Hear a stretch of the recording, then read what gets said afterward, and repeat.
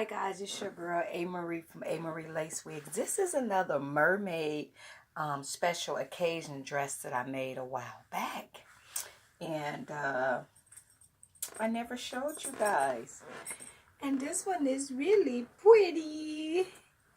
This one is really, really pretty. And it has a little train thing that goes down.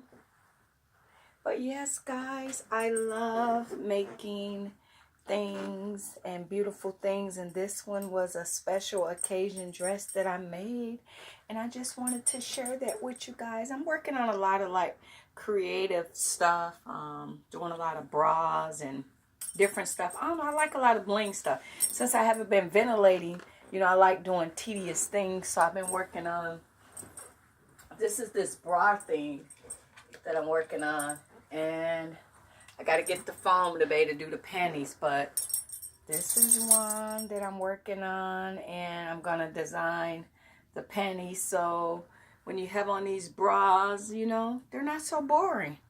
But this is the bra. I have to do the panties, but I need to pick up a cardboard from the Dollar Tree so that once I glue the stones on the panties that they're not going to be too little. So thank you guys for watching, and as always, God bless. Bye-bye, guys.